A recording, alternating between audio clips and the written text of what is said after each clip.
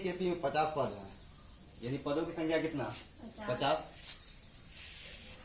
उसके बाद कह रहा है जिसका तीसरा पद 12 और अंतिम पद 106, यानी तीसरा पद दिया हुआ है 12 और अंतिम पद 106 है, यानी एपी पदों की संख्या कितनी, टोटल पद की संख्या कितनी 50, यानी n बराबर कितना 50 है, जिसमें तीसरा पद दिया हुआ कितना तो A3 बराबर 12।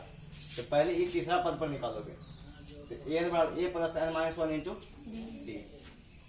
तो तीसरा पद कितना 12 बराबर a प्लस n के जगह कितना, पदों की संख्या यहाँ कितना है तो n के जगह कितना 3 माइनस 1 इंटू डी।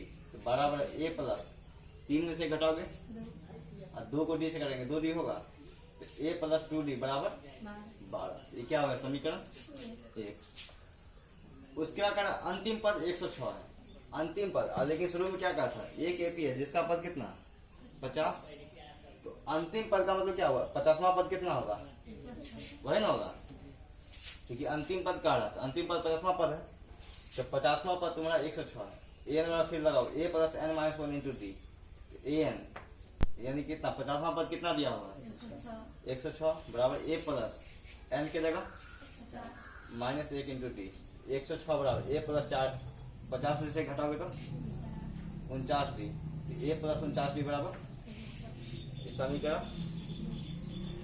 अब समीकरण एक और दो, इसे a और d निकल जाएगा और क्या पद ज्ञात करना है 29वां पद ज्ञात करना है। 29वां पद निकालने के लिए फिर फॉर्मूला लगाओगे a n बराबर a plus n minus 1 into D. a तुम्हारा कितना है 8 प्लस n यानी कितना पद, कौन पद निकालना है तो 29 माइनस 1 और d कितना निकला 2।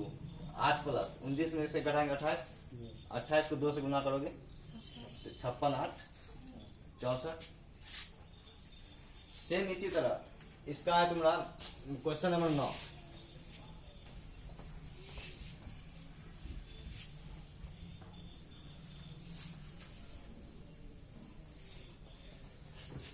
कह रहा है यदि एपी के तीसरे और 9वें पद क्रमशः 4 और -8 है, एपी का तीसरा पद और 9वां पद -8 है। एपी का तीसरा पद कितना 4 और 9वां पद कितना -8। तो तीसरा पद 4 दिया हुआ है तो ए बराबर क्या होगा a plus n minus 1 into. तो तीसरा पद कितना दिया हुआ 4, ए तो पता नहीं a प्लस n कितना 3 माइनस 1 इंटू। तो 4 बराबर 3 में से घटाओगे तो क्या होगा तो 2 को d से काटेंगे 2d होगा तो a प्लस 2d बराबर कितना, यह तुम्हारा समीकरण। तीसरा पद तुम्हारा कितना था 4 था। अब 9वां पद कितना दिया हुआ है -8। 9वां पद दिया हुआ -8 an बराबर a plus n minus 1 into an यानी कितना दिया हुआ a प्लस पद कितना 9वां पद है तो -8 बराबर a प्लस 8 डी होगा। 9 में से घटाओगे 8 को डी से करेंगे तो a प्लस 8 डी बराबर कितना माइनस। अब समीकरण 1 और 2 इसे a और d निकलेगा, निकालो a और d पहले निकालो।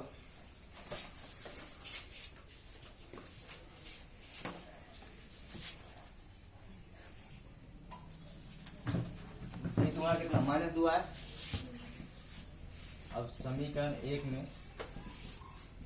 d का मान रखने पर समीकरण 1 क्या a प्लस 2d बराबर 4। तो d कितना -2 a प्लस 2 दूनी तो -4 होगा बराबर 4। a बराबर -4 हो जाएंगे तो इसलिए a बराबर कितना हो गया 8। अब कह रहा है एपी में कौन सा पद शून्य होगा, कौन सा पद शून्य होगा यानी कौन ऐसा पद हो जो इसमें कितना हो, 0 होना चाहिए, यही कह रहा है। ए एन बराबर 0 मानो, तो ए एन बराबर फॉर्मूला क्या होता है, A plus N minus 1 into D. A N कितना 0, ए कितना दिया हुआ 8, एन तो पता नहीं है, एन माइनस 1 और डी कितना है माइनस 8 प्लस एन को माइनस 2 से करोगे तो माइनस 2 एन होगा, और माइनस 1 को माइनस 2 से करेंगे तो प्लस 2,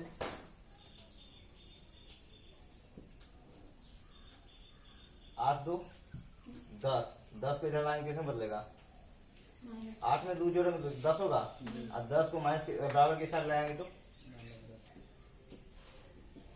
माइनस 10 बराबर कितना माइनस एन से एन का माइनस से माइनस कटेगा, एन बराबर क्या होगा 10 बट्टा, यानी एपी का 5वां पद क्या होगा, एपी का 5वां पद 0 होगा।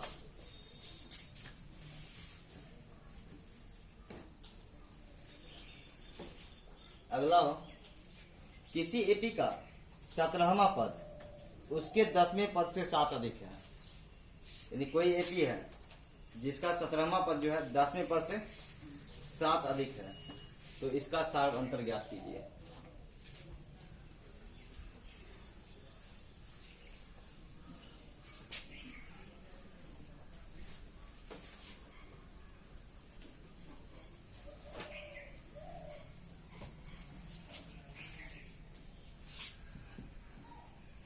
कह रहा है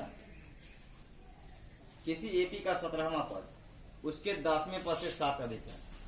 17वां पद यानी ए 17 और 10वें पद से कितना अधिक है, 17वां पद जो है 10वें पद से, तो ए 17वां होगा, ए 10 प्लस, यानी कह रहा है किसी एपी का 17वां पद उसके 10वें पद से 7 अधिक है, तो इसका सार अंतर ज्ञात कीजिए। इस प्लस में इधर ले आएंगे तो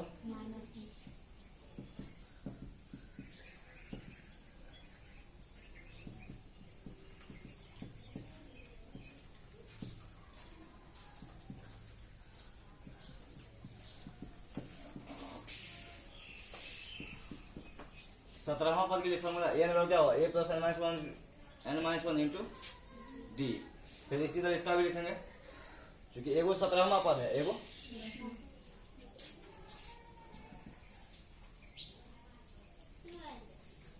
ए प्लस, यहाँ कितना पदों की संख्या, तो एन की जगह कितना होगा 17 माइनस 1 इंटू ए प्लस, यहाँ पे पदों की संख्या कितनी, तो 10 माइनस 1 इंटू डी बराबर कितना, 17 में से 1 जाएगा तो 16 डी प्लस माइनस माइनस होगा, फिर 10 में से 1 जाएगा तो 9 को डी से करेंगे क्या, 9 डी होगा, 9 डी किस में माइनस में ना, 10 में से 1 घटाए तो 9 डी प्लस में है, प्लस माइनस माइनस 9 डी बराबर कितना, ए प्लस में माइनस में कटेगा, 16 में से 9 घटाओगे तो 7 डी बराबर कितना, इसलिए डी बराबर 7/7 कितना। एक बार सवाल तो मैं कह रहा है किसी एपी का 17वां पद उसके 10वें पद से 7 अधिक है, मतलब कोई एपी है जिसका 17वां पद जो है 10वें पद से 7 अधिक है। 17वां पद बराबर 10वां पद प्लस 7, 10वां पद को इधर लाएंगे, प्लस में इधर लाएंगे तो ए 17 माइनस ए 10 बराबर कितना, बराबर 7 होगा। अब 17वां पद के लिए फॉर्मूला लगा, ये फॉर्मूला क्या होता है, A plus N minus 1 into D,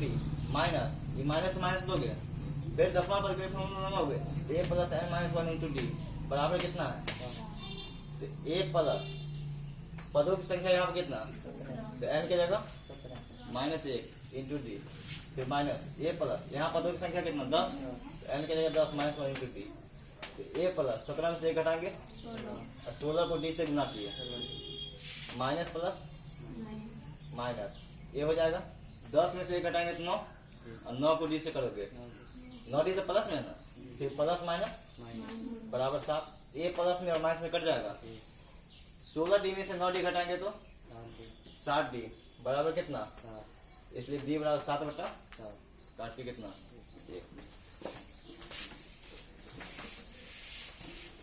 सही से बात करके देखिएगा।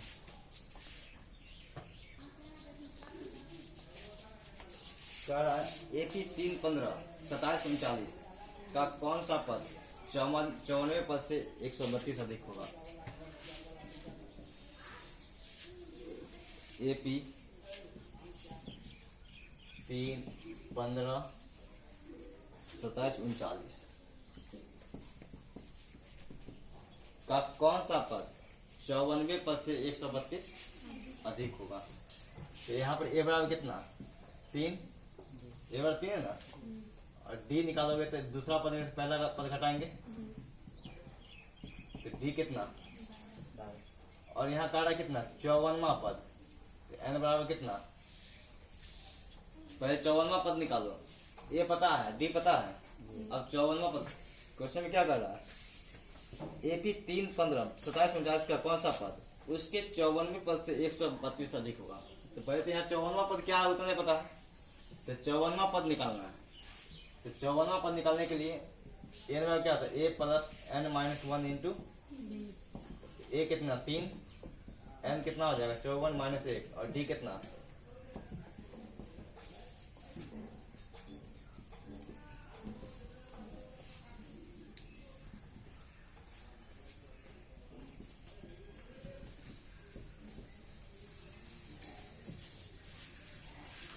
तो 54वां पद कितना है 639। अब क्या कर रहा है कौन सा पद 54वें पद से कितना अधिक हो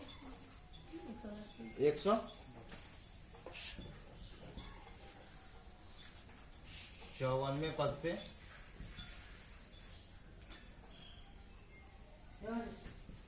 132 अधिक होगा, कौन सा पद यही कर रहा है।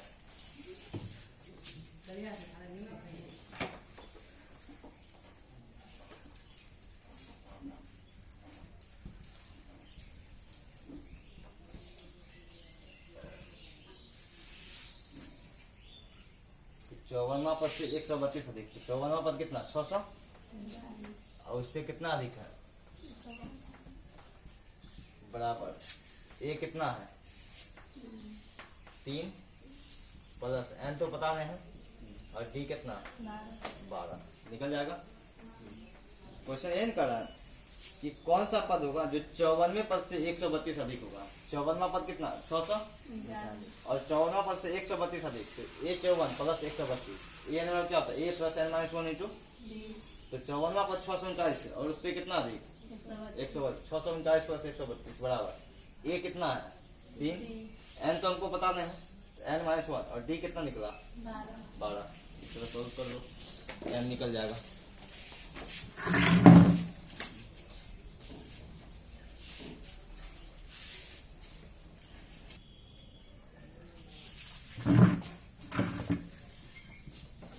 जोड़ोगे कितना 700 बराबर 3 प्लस 12 एन माइनस 12 771 माइनस 9 इधर आएगा प्लस 9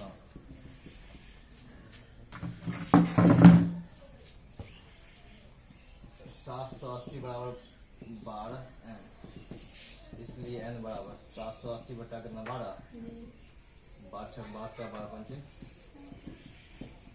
यानी 65वां पद कितना होगा 65वां पद 54वें पद से 132 अधिक।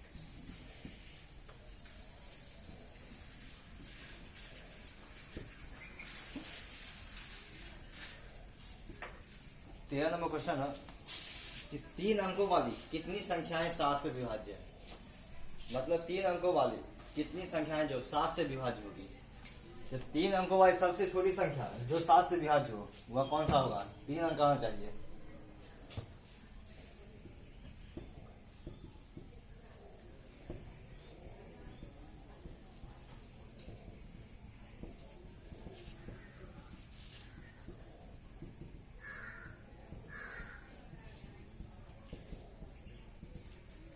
एक 105 3 अंक में है और 105 जो है वह 7 से कटेगा आदमी। तो सबसे छोटा हो जाएगा कितना 100। उसके बाद 112 119 इस तरह होगा ना। 100 के बाद 5 के बाद 112 ही नहीं है जो 7 से कटेगा। फिर 119 इस तरह अंतिम संख्या कौन होगा जो 7 से कटेगा। तो 3 अंकों की सबसे छोटी सबसे लास्ट संख्या क्या होती है 999। लेकिन 999 7 से नहीं कटेगा। 998 2 7 चौकट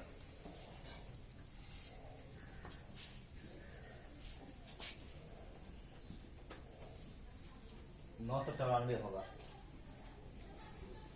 जो 7 से, यानी सबसे छोटा संख्या 3 अंकों क्या होगा 100 और सबसे बड़ा हो जाएगा 994 जो 7 से कटेगा।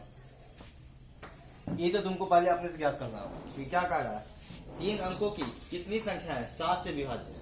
3 अंकों की कितनी संख्या है 7 से। तो पहले 3 अंकों की सबसे छोटी संख्या ज्ञात करेंगे कौन होगा जो 7 से कटेगा। तो सबसे छोटा हो गया 105 इस तरह 112 119 ये हो गया। और 3 अंक के सबसे अंतिम संख्या कौन होगा जो 7 से। तो क्या होगा 700 900। अब इसमें तुम्हारा ए कितना होगा 105। डी निकालोगे तो दूसरा पद में से पहला पद घटा कितना 7 और ए एन कितना 900 यानी ए एन का मतलब अंतिम पद। तो अंतिम पद 994 है ना। अब ए एन बराबर फॉर्मूला लगा दो A plus N minus 1 into B. A N कितना 900 ए तुम्हारा कितना 105 एन तो पता एन निकालना है और डी कितना अब निकल जाएगा। इसके बाद निकलेगा ना।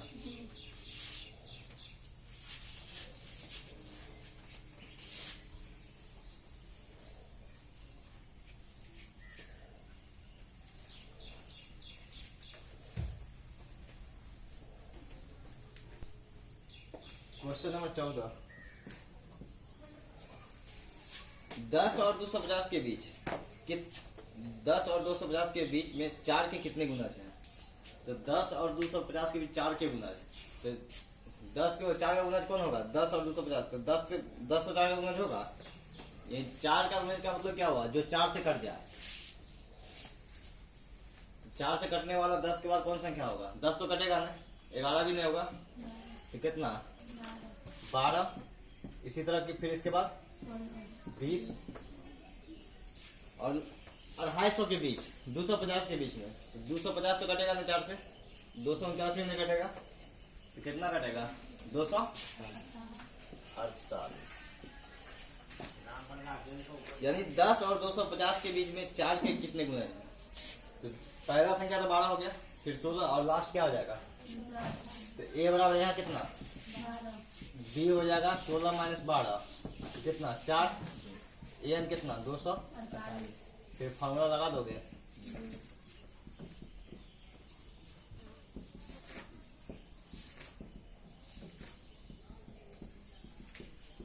निकल जाएगा। तो इतना ही रहने दो।